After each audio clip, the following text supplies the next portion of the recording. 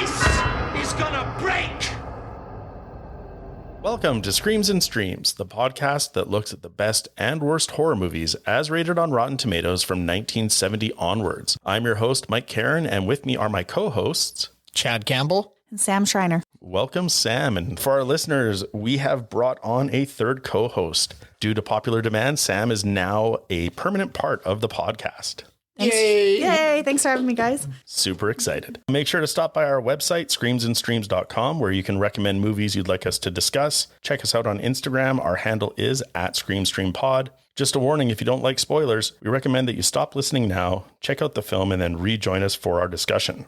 Today, we are looking at David Cronenberg's 1983 film, The Dead Zone. It scored 89% on Rotten Tomatoes. Let's get into it. Sam, do you have the plot summary, please? This is from Paul Reynolds on IMDb. Johnny Smith wakes from a coma due to a car accident, only to find he has lost 5 years of his life and yet gained psychic powers. Foreseeing the future appears to be a gift at first, but ends up causing problems.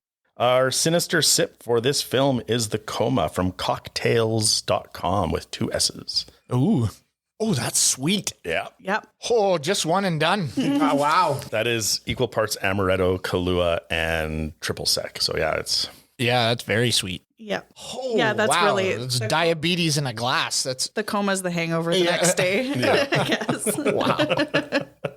After our impression of the drink, we're going to get into our first impressions of the film. Chad, do you want to start us off? Yeah, I do. Okay, so overall, I did enjoy this film, but I wouldn't say it's a horror movie. I'd say it's a thriller, a psychological thriller maybe, but I wouldn't put it in the horror movie category. No. No, I wouldn't either. And there's too much going on. They have a serial killer. They have John struggling with losing his woman and getting his life back and trying to be a teacher because that's what he really loves to do. And then they also have this political subplot that goes on too. I think they try to cram a little too much in the 2 hours that this film has. And also, it just seems rushed. I'm never sure where the timeline is going. Like all of a sudden he's in rehab, then he's walking, then he's got this weird limp. And then he's decided that he's going to, go after this political figure. It just jumps around too much. And I think Christopher Walken acts the part well. He's not quite the Christopher Walken that you get in the 90s and the 2000s where he's like, I tell you, what you doing? Like, it's not quite as emphasized. Like, he has a normal voice, right? Yeah. So he's not like really hitting that. And although I did enjoy the film, I didn't think it deserves all the excitement it got. Every review I saw was, oh, this is my favorite film. This is amazing, blah, blah, blah. And I liked it. I just didn't think it was, all that in a bag of chips. Right. It was just okay. For me, I've got to agree. I got a little angry when I was watching. Like, I'm tired of choosing horror films based on the tag horror that aren't horror films. Right. Yeah, it is definitely a thriller, if even that. I was not thrilled. There's no thrilling over here, but it was something. It was something. It was something.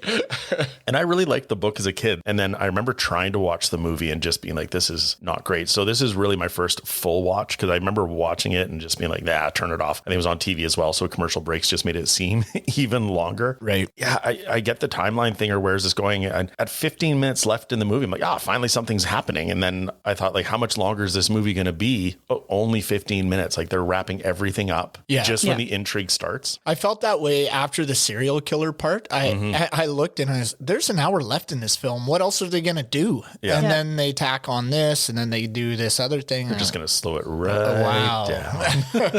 So, I mean, I was entertained. It was a better watch than I thought it would be just based on how I reacted to it as a kid. Right. But I think this one article I was reading said, like, this is the least talked about Stephen King adaptation. And I think there's a reason for it. Ah, okay. Other people raved about it, but this one did say it was great, but sort of it came and went in the pantheon. Sam? So I had never seen the movie before. I also hadn't read the book. I saw Christopher Walken and Stephen King on it when I looked it up and saw the reviews on Rotten Tomatoes. And once again, tons of praise, saying it was a masterpiece, their favorite movie of all time, the must-see Stephen King movie. So I was pretty excited to watch it. I would agree. It's definitely not a horror movie at all. There's nothing scary about it. Same thing. I thought it was pretty choppy as well. Yeah. Like I was confused with the timeline. And then when I was doing some research about it a little bit bit after. I realized they left out quite a few things that I think the book may have filled in. So maybe that's some of the choppiness. But yeah, the timeline was kind of strange. Chad, like you said, there were like two stories going on. So we had the serial killer, and then now we have the ultimate antagonist of the politician. And then, it's a whole other hour. So it's like two separate movies. Yeah, it's very episodic. Yeah, it actually probably could be like a mini series, honestly. The Psychic, is it a mini series? It's a TV show in like from 2002. They did. Oh, there we go. Okay. So I think that might have been better received by me. Yeah, I didn't watch the TV show, so I have nothing to. Yeah, I haven't either. This. So I don't know how it was received or how it went. But that was actually a critic in a few of the things that I had seen. Was like, I think it lends itself to a miniseries, or it would be good as this. But apparently they did make one. I just didn't watch it. I was in Taiwan at the time, so unless it was like a hit show, it didn't sort of Get cross there. my radar. Yeah. Okay, we're now going to go into our tropes Hall of Shame, and I'm going to start us off. My first one is the cops asking a psychic for advice. Oh, okay. As the last resort. They're all going to think you're crazy if you do this. It's like, well, we got to try. So that's my first one. Sam, what did you have? Kind of on the same note, just we've seen it in a couple movies. I know a lot from the early 70s that you guys reviewed as well. Having a random person invited to the crime scene to like solve it or help out, like this random man who just woke from a coma is now touching the dead bodies and like putting evidence there. So that was, my first one. Yeah, walking through all the footprints and just spreading his DNA. Well, that sounded gross, but like, spreading his DNA. But really. Yeah, epithelials. Chad. Mine was the politician who looks nice, but actually just wants to watch the world burn. Right. Yeah, I'm tired of that. But maybe politicians are really like that. But I just, okay. I actually put that in, stood the test of time, like the dirty politician kind of thing as well. So that's kind of funny. My next one is we've got another body. Okay, It just seems to be like if someone's a suspect or they're trying to figure things out, like a body turns up at a perfect time to very move the plot convenient forward. time, right? Like they're in that tunnel. Yeah. And then we've found another body. Oh, well, let's all go there now. Yeah. Let's just head on over. And I was like, why is this guy ramping up his speed? Because it's 9 bodies over 3 years, and then they get 2 quick victims. Yeah. And I just didn't understand why. But well, if Criminal Minds has taught me anything, they tend to sometimes, I guess, maybe speed up the killings when they get stressed out. So they might change their patterns. But who knows if that's actually true? Don't quote me on that. But Criminal Minds says it is. we're lending too much credence maybe to the script, right? Sam, what was your next one? The religious fanatic parent or mom. It's usually the mom. We see that quite often. My next one was a sound effect every time he goes into a trance. Like every time he touches, it's like, bring, bring, and he's twitching and doing all that stuff. So that was my next one. Mine was the blackmailing of a cheater where it's like, I've never met your wife before, but I'm pretty sure that's not her when they're showing the photographs. Reporter. Yeah, when they're blackmailing, it's just like... Always the affair. Yeah. Sam, do you have another one? Yeah, I just said like waking up from a coma like makes the plot thicken because it's 5 years later and all this stuff has happened or not really. Yeah. Honestly. Yeah, so I had that on there too. Chad, do you have another one? The woman who moves on and says, oh, I think you'd like him. Oh. When she has moved on, he's obviously still in love with her. She's still in love with him. And she's, oh, yeah, he's just a great guy. I'm sure you'd love. Bullshit. No guy is ever going to be, oh, yeah, I'm sure I'd really like. Let's meet. Let's go hang out. Yeah. For you, it was 5 years. For me, it's a day. It's like, but you love the guy I'm with. It's like, he's just a perfect gentleman. So it's like, get out of here. And so speaking of what she says to him when she basically breaks his heart, we're going to go into our one-liners. I was going to say that was almost one of mine because I thought it was really good. Sam, do you want to give us one of yours? Yeah. When Sarah goes and sees Johnny, she goes, you lost weight. And then he goes, coma diet. Oh, yeah. I Lose weight while you sleep. Yeah. thought that was pretty clever. That was one of mine. What's another one? My second is from the opener there. The ice is gonna break. It was so dramatic. Yeah, he really nails that line. Yeah, I absolutely loved it. So that was my second one. So good. Chad, what was one of yours? So this happens after she's decided to go and give this guy a pity sex. She goes over there and at the end, she's leaving, she's packing up and, am I going to see you again? She's like, not like today. Yeah. And she just gets in the car and drives away. This is it. Like you had one and done. Now I'm out of here. I'm good. I thought, She told me that before. Things would have been better. I thought that was like the worst way to do it. She comes there, she has sex with him, has dinner with the father. Oh, this is how a family should be around the table. And then she's like, see ya. Bye. And it's so funny too, because we assume that they have never had sex before, right? Because in the opening before the accident, he doesn't stay over. And so he's a celibate man, and then that happens. And so it's like, that sucks for him. It really does. Yeah. I just thought of a line. I didn't write it down, but it's from that same moment in the film where they start to get intimate. It cuts, and then the dad's like, "What have you two been up to all day?" It's like, "Oh, just making bookends." That's right. Yeah. And then, but he gives him like a knowing, like, "Attaboy." Like, she's married with a child, and it's like, you just committed adultery. That doesn't matter. You know? Like, he's nonplussed. Yeah. Way to go, slugger. Well, and then the guy doesn't even ask about the husband. So when they're getting together, she's like, "Well, what about Johnny, or what about Mark, or whatever his name is?" He doesn't even ask. He's just like, "Okay, yeah, right on, high five." We're gonna get this done. Well, I mean, he's the mistress in the situation, so it's her choice, not his. True enough. But also kind of weird too that she brought her son as well, and then like I'm assuming was just napping, or they don't have baby toys there. Like, what was he doing? Well, they did put him in bed. Yeah, but like, actually, they do have toys that the dad had built for his son, and they were using those toys. Oh, okay. So it's supposed to show this is how this was supposed to play out for him 5 years ago. Yeah. Right. Okay. But they just have sex and she leaves. And she leaves, like she's out of there. Yeah. It was one of my notes. My last line, I just loved the doctor, Dr. Sam Weizak. Like, he's a medical professional. He's in a clinic. It's of his name. Like, it's his clinic. So he's very established. And then he just seems unfazed with the fact that Christopher Walken's like, "I have this psychic ability." And he's like, "You are either in possession of a new human ability or a very old one." Right. Like, not "I don't believe you," nothing. Just, we'll see where this goes. But then he also is like an expert on it later. I actually have in my notes here when it's like a dead zone, and it was all very dramatic. And then he says to Johnny, "Don't you see how clear it all is?" Like, right away, like he knows everything about this weird psychic experience that he's having. It's kind of bananas, actually. Is it at that point that he tells him that the more he uses this ability, the more he dies inside? I can't remember if it's there or later. Okay. I don't remember. Yeah, this was pretty late in that one quote, I think. It might be after Johnny's moved and then he's come to visit him, perhaps. Yeah, that's the one I was talking about. Yeah. So that I think that's the same one. Okay. We're now going to move into what doesn't hold up. Chad, why don't you start us off with a couple? Okay. Well, the first one that doesn't hold up for me is the fact that the milk truck trailer comes off so easily on that semi and slides forever and a day. And he doesn't just fucking stop. Nope. He sees it way down on the road and he still runs off into the side of it. I was, come on. That was mine as well. I was like, that slid way too far. No, it's okay. It was so long. And the lights stay on while it's disconnected from the truck. I just didn't get it. It didn't. No, thank you. And then I had another one, which was Christopher Walken's hairdo in both scenes. The first as the teacher's, the professional man with his bowl cut. And then in the end, when he's got this spiky bedhead, it looked like it's all weird on the side, like he's got a giant cowlick on the side of his head. Yep. And then everything's just spiky.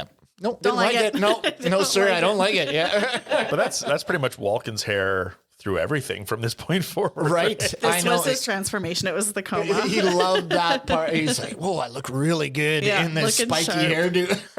Sam, what were a couple of yours? The timeline of the doctor's life, if that makes sense. So when they're doing the flashbacks, they're talking about World War II. Right. And so if this was in the 80s, right, he would be because he was a young boy. Like he would probably have been, I don't know, like 10 at most. Most 10. Yeah. For sure. And then he's like way older. So that didn't stand up for me. Right. That was my first one. And then the rehab after the coma didn't. And like I said, the timeline was a little weird for me to follow with how long the rehab was. But like, he wakes up from this coma and they're like, "You're going to need extensive physiotherapy and like surgeries or whatever to get walking again." It's going to be very painful. Yeah. So he then has this limp that he has throughout, obviously, somewhere down the line. But the funniest thing is when Sarah comes to his house, he like hangs up the cane and is walking fine. And it's like, it kind of reminded me in Charlie and the Chocolate Factory when Grandpa Joe like jumps out of bed and he's like, "Woohoo, I can walk." Go. And he's able to go all along. So he's like, "Oh, I'm going to hang up the cane." And then after that, it's just the dramatic limping with the cane throughout the rest. The gliding limp, you mean? It was something. I don't know what that was. The limp was pretty bad, but also the way he uses those crutches were horrible too. Yeah. When they're doing the rehab and he's walking around the clinic, he's swinging. He just like puts his crutches down and he just swings his legs and crutches down and swings. And I was like, he's not even doing any steps. Yeah. He's not working his legs at all. I was thinking about that scene where it's like, so he's just getting back to his feet. Like, let's go to a gravel path in winter. And is that also the same one where they have the actual runner running next to him? Yes. Is that the same? I was like, why is he there giving him a hard time? He's like, you're only going to give me 8 steps? Well, I'm going to go get a workout. I'll be back in a bit. Yeah. See you later. I'll see you later. And he leaves him, doesn't help him up the stairs. The guy can't use his legs. And I'll just say this, the accessibility of that clinic is horrible. Yeah. Who that can't walk is going to be jumping up those steps like that? Yeah. You just And I actually had another critique. The clinic is different than the urgent care that he went to at the start. But then when Sarah goes to urgent care right after the accident, he goes, where is it? And it's literally like a house. Like it's not like a hospital or anything like that. Right. It's literally just a house. And they're like, oh, it's just upstairs. So it's like just upstairs to the left. A small New England town. That's the best they And have. it's a full coma. Like this guy's like annihilated by the milk truck. Yeah. And then they send him to like Deb's house for some first aid. Chad, do you have any others? Oh, yeah, I got a few. John's mom's death scene I thought was poorly done. She sees him in that conference on television and she's like, my boy. And then she like has a stroke. And then they put her in the hospital. He goes to see her. You just hear this. And then she's dead. She tells him, please put your boots outside so you don't track snow into the house, which obviously then you know that she's gone a bit crazy. She's getting dementia or whatever because she thinks he's still a small child and she's disciplining him or whatever. But then and then she's dead. On top of that, I had the serial killer's mom's death scene was pitiful as well. It was amazing. It was so Who played Moira from Anna Green Gables. Yep. And she gets shot in the belly and I loved it so much. just like fall. Oh my Lord.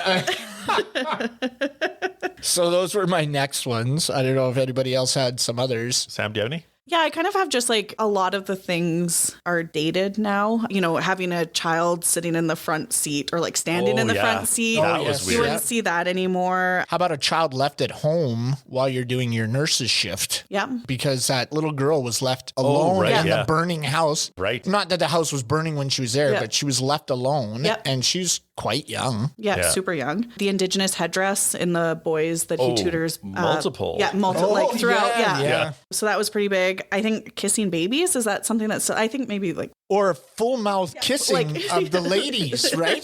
Coming in like Richard Dawson. Yes. Just full on mouth kisses to these women and their babies. Yeah, just everyone getting kissed. So yeah, just some things like that. Like very olden days. Okay, we're now going to move into our most gratuitous scene, and I'm going to kick us off. And I think maybe I'll be stealing this from others, but it's Dodd's corpse in the bathtub. Oh, yeah. Where he takes the scissors and like it was weirdly slow. Like we see him placing the scissors and he like opens his mouth and like leans forward towards them. And then like, okay, so he's stabbing himself through the face. You would want to like smash your head down. You wouldn't want to like slowly plunge into your There soft needs to palate. be a little velocity there. We're not Just slowly poking through the soft palate into the sinus. Can you imagine? Yeah. Then somehow he's in the bathtub and the amount of blood is insane. Oh, yeah. And the twitching, too. Yeah. Like Twitching the was twitching good. he did. And you could see the scissors. Yeah. The scissors were twitching at the same time. Yeah, I agree. That was a pretty crazy scene. And what a way to kill yourself, right? Like not just stab yourself in the heart with the scissors. He has a police revolver. Yeah, he's got many ways to do it, but that's the way he goes. He saw the scissors and went for it. He's like, yes. Chad, what were some of yours? Actually, it wasn't a violent one. It was when the politician is trying to convince the head of security, or I don't know who that guy was that's in the room. It wasn't the Secretary General because the Secretary's at the door. But it Yeah, was like, they're like, there's a more diplomatic way to do this. And his missiles are flying. Hallelujah, hallelujah. It was before that when he's trying to convince him to put his hand on the missile launcher device. He really goes hard and chews up the scene and he's just yelling and screaming and shaking his head. And I was like, this is a little much. So it took me right out of the moment. I was, for the most part, he plays that part well as the greasy politician. But that part, I was okay. Totally, A yeah. little much. Sam, did you have any? I had the scissor scene as well. Yeah. But on kind of a funny note, Johnny's chapped lips were really upsetting to me throughout the whole film. Like, get that man some lip chap. It just looked uncomfortable to me. And then he like wakes up from the coma with the chapped lips and they're like, he's dehydrated, which is weird because you'd think in your coma you'd have IV fluids going through. Yeah. So you didn't think. And then he like slurps up the water in like the most upsetting manner I've ever seen. So that as a whole, I think. We're now going to go into terrifying or titillating. Chad, why don't you start us off? I thought this was kind of terrifying and disturbing. I wouldn't say titillating, but just more disturbing was the gazebo's death scene, the gazebo scene. Yeah. Where he's calling her over. And I actually really did like this scene where they're going back and forth and he's saying, she knows him. She knows him. Yeah. And then he gets up there and then he shows the scissors and is this some kind of a joke? And then he takes her down and rips her shirt off. And then it was just, whoa, how far? What are we doing here? He tries to stop it because it's so real to him. And he's like, I couldn't do anything about it. He said, I saw that girl get murdered and I couldn't do anything. Yeah. I just really liked that scene. And I thought it was, I don't know about terrifying, but very disturbing. Right. Yeah. Yeah. So yeah, I put it in there because I wasn't sure where to put it. It wasn't titillating. It was just, God, what's going on? Yeah, it was really upsetting, I think. For sure. Yeah. I'm going to jump in just because my terrifying or titillating comment was on that one as well. Where okay. Just the unnecessary nudity was very uncomfortable. Like they alluded to the like sexual assault of the victims. Yes. But I don't know if it was like, well, it's an 80s film, so we got to get some flesh on camera, but it was too raw and rough. Yeah. I agree. That was my part of that as well. Sam, what was yours? Along the same thing. I didn't really have anything for this category, but yeah, I would agree. I love that scene. And I think that it was really real as well. I think it was really well acted as well. And yeah, the nudity was probably unnecessary. Okay. We're now going to go into our stood the test of time. Sam, what stood the test of time for you? I thought the war scenes with the doctor were pretty well done, actually. Yeah. Really well done. Weirdly well done. I know. It was a little bit suspicious, but I really enjoyed those. I thought they were pretty real. And yeah, I really liked that aspect. And I also really liked the opening scene where the words, the dead zone came up. So they took little bits of the photos, like that dead zone of the photos and put them together to make the words. I really enjoyed that as well. I thought that was clever. Yeah, I had a note of that. Interesting to have your credits and in the establishing shots with the dead zone title in it. I thought that was... Yeah, it was cool. And when he describes how he can't see bits of his premonitions because it's a dead zone. Yeah, I thought it was really well done. Yeah, for sure. My first one was, you mentioned his twitching during the fugue state or the visions. Right. I actually thought it was pretty good. But I wrote it early on when he was having his vision of the house burning and the child. Right. I was just like, this is great. Like he totally sold the panic and the stress of that moment. Yeah. So later on when it gets to that like, or whatever, like it gets a bit over the top. Yeah. Oh, I was just going to say during that scene, the goldfish, that might have been gratuitous. Oh, man. The Right. boiling, That I thing just remembered that. And then, I thought I did write that down. The boiling fish. That was crazy. That was insane. I was like, oh no. What? I know. Why? Yeah. The best part is like it starts as a slow bubble. It's like, okay. And then it is like violently boiling by the end of it. It's in a full rolling boil and then the thing shatters. It's like... My next test of time was Martin Sheen's gift of gab. When he first comes on screen and he's just doing his political, like, all right, everybody. And he's just like talking a mile a minute, selling his position and like vote for me. And there's a reason why I think they cast him for the West Wing because he is perfect at that. Oh, yeah. Yeah. So those are mine. Chad, what was your tests of time? Well, they've already been mentioned. I already alluded to that with the terrifying scene. The gazebo scene, I really liked. Thought it was well done. I did like the fire scene. The first premonition, I thought they just nailed it. And then the scissor scene. So those were my three stood the test of time moments in this film. I thought they really elevated it. The rest of it, kind of got long. Yeah. Okay. We are now going to move into our eerie to ear splitting. And this was another one that I wrote early on in the film. And I think it kind of shifted as the movie went on. But I found the music and the score at the start really good. Like when he was having his visions and they were creating that tension, the music was just at the perfect level to like give you some unease or disquiet. And it was quite good. So I wrote down, I'm like, the music is at a good level. And then as the movie went on, I went back to during visions. Yeah. Because the score gets oppressive towards the end of the movie. Goes on a lot, yeah. Chad, what was your eerie to ear splitting? Well, mine actually falls into the ear splitting. It was when they go to the house after their roller coaster ride in the winter, which doesn't make sense. It doesn't at all. There's only people there. It's like, yeah, there's only 2 people there. Why is that place open even? They're bundled up. And being on a roller coaster would be the worst. Wind chill factor, you're going up and down. I was just, what a dumb idea for a date. It's not a first date, but anyways, the ear splitting part for me was when they get to the house. So that whole scene I didn't like. So I could have put that into, what doesn't hold up. They go up there and she says, you can stay the night. And he says, oh, some things are worth waiting for. And then he leaves. Yeah. But as he leaves, all of a sudden the rain comes and she says, are you sure you don't want to stay? And he's like, no, I better get home. First of all, that makes no sense. Especially nowadays, that guy's going in there. Yeah, Absolutely. It does not make any sense. Some things are worth waiting for. They've been obviously dating for a while. They're talking about marriage. They love each other. It's not happening. And then she runs out in the rain and gives him this kiss. And it is so cheesy with the music in the background, running in the rain. It was all too much. It's like, this is dirty dancing. It is not. I don't like this scene. And apparently, I'll just say this now. I was going to put it in hiding in the shadows. But apparently in the book, she gets food poisoning from the fair, which is what explains why he doesn't, because they're still early enough in their relationship. They're not talking about marriage. They do say they love each other, but they're still early enough in their relationship that she doesn't want him to see her puking and diarrhea and all. She doesn't want him to see her in that state, right? Yeah. Like, how do you know you really love each other? Look at each other when you have the flu, right? And so she doesn't want that. So that explains why he goes home. And I thought that was way better. Yeah, way better than some things are worth waiting for. Yeah. It just explains a little better. But really the ear splitting part was she runs out as this cheesy romantic music. I was like, no.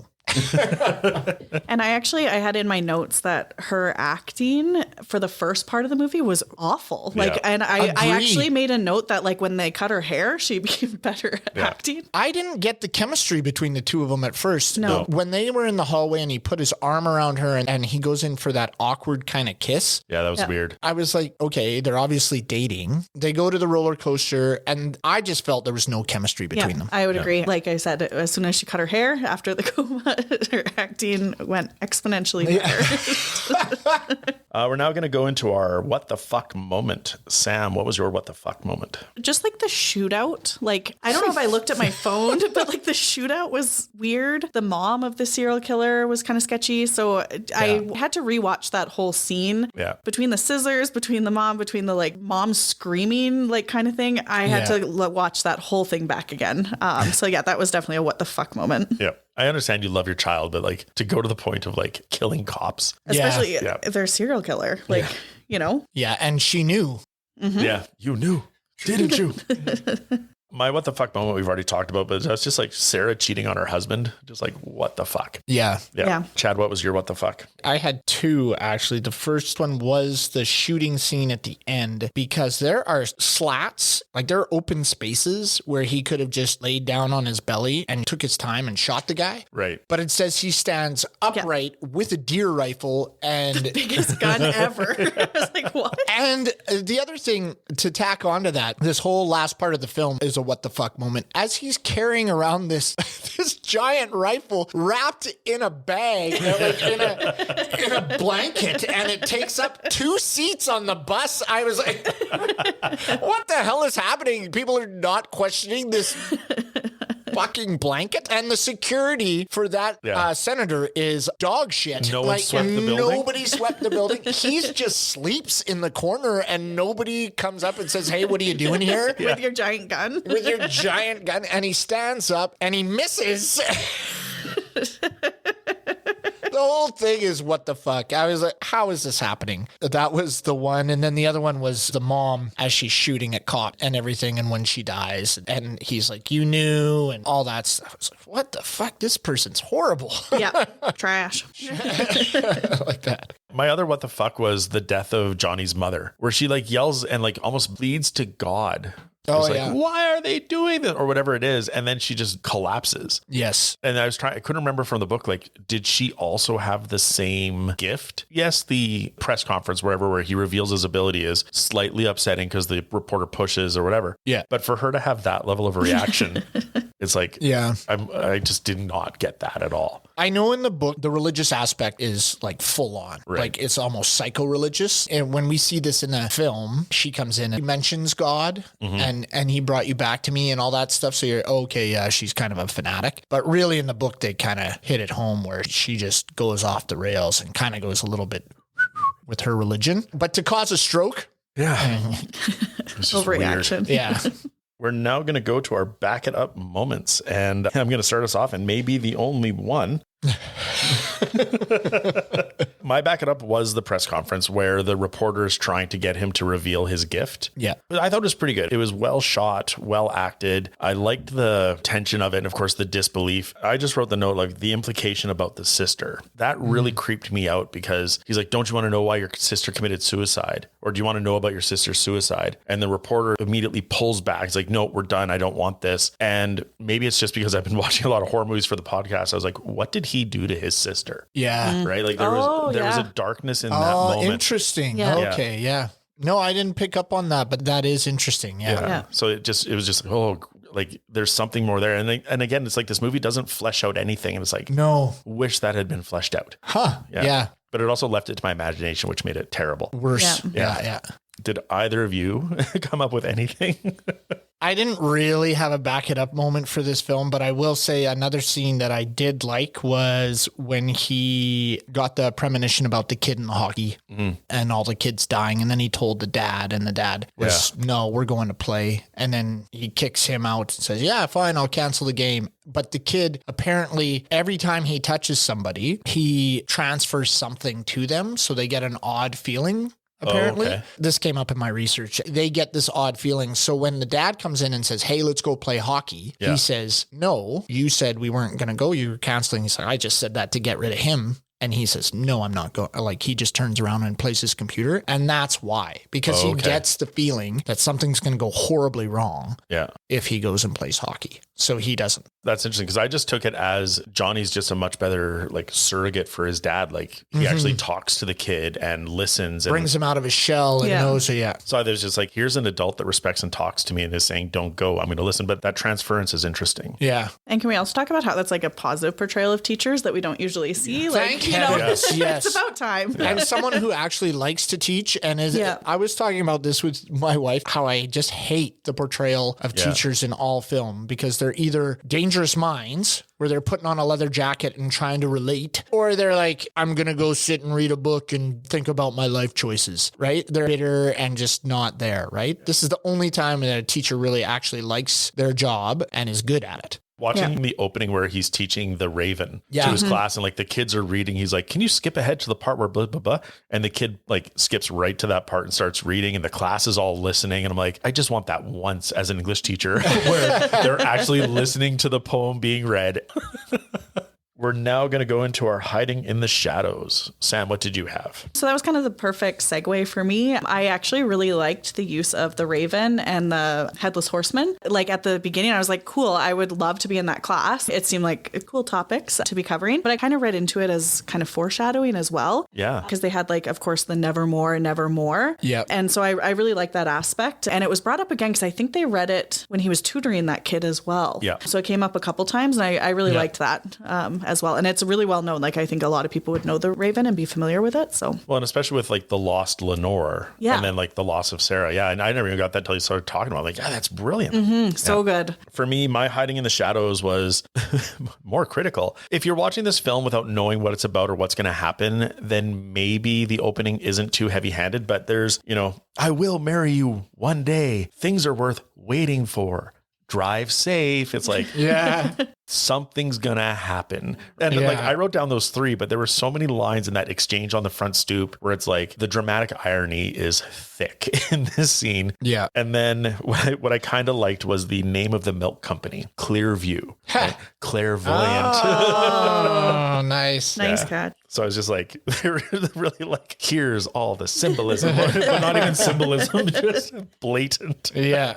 Did anybody else have anything hidden in the shadows? Well, I had one speaking to the English class. I liked how he referenced Sleepy Hollow twice and also acted in Sleepy Hollow later on, where he was the headless horseman chasing the teacher. Yeah. So I thought that was kind of cool. Yeah. We are now going to go into our bonus features. Chad, what research did you have on the film? I had a few things. I thought this was kind of interesting. In the fire scene, Cronenberg had to reshoot it because there was a E.T. doll. Oh, yeah.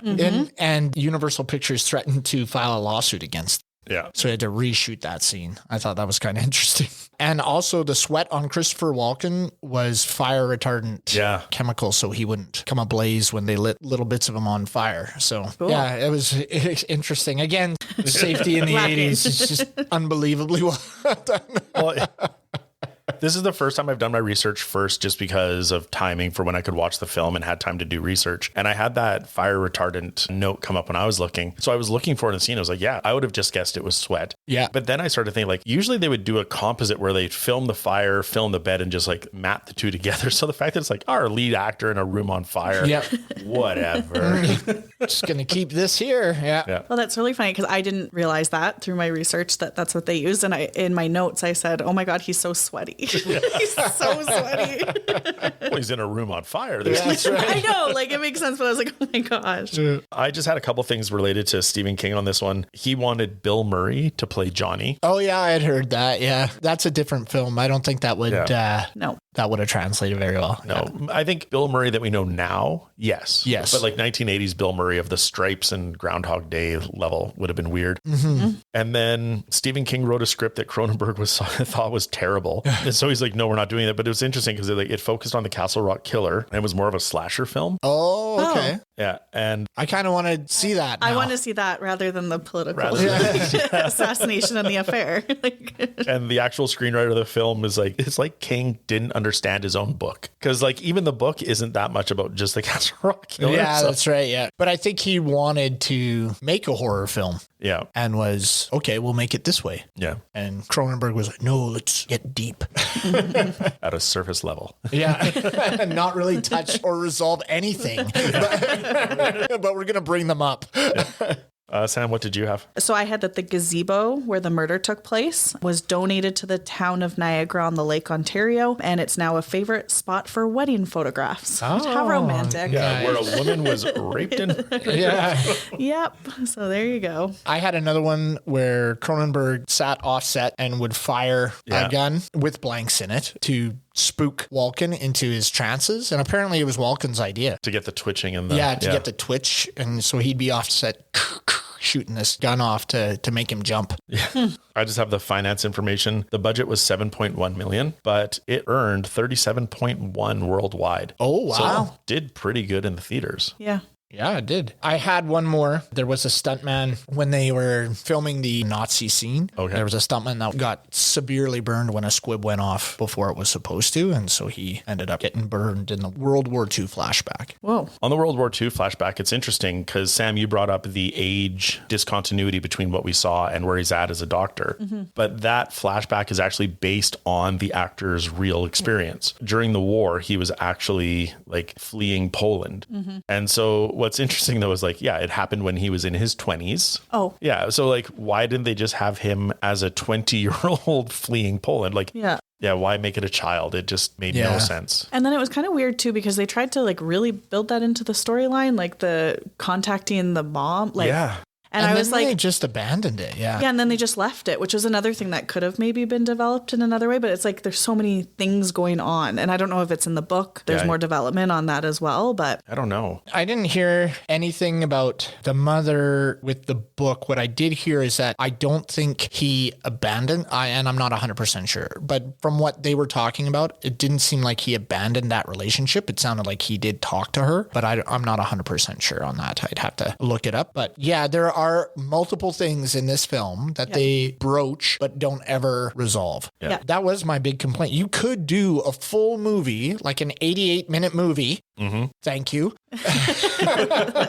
About the Castle Rock killer and their attempts to try to find him. Yeah. And you don't need all this other stuff. Yeah, I agree. Anyways. But it's, I don't know, is it the 1980s? He wanted the nuclear holocaust fear. Like maybe to King, that was like the scariest thing about the 80s was nuclear holocaust. Yeah, maybe. Maybe. But I also feel like there's always like a criticism I have of a lot of books and movies is there's always like the Holocaust is just dropped into a lot of film without development as well. It sounds like this was part of the actor's life, but I was kind of dropped in as well. And Because the only thing it does is it convinces the doctor to believe Johnny. I feel like he already believed him right off the gate. Yeah. The poor woman, like, hello?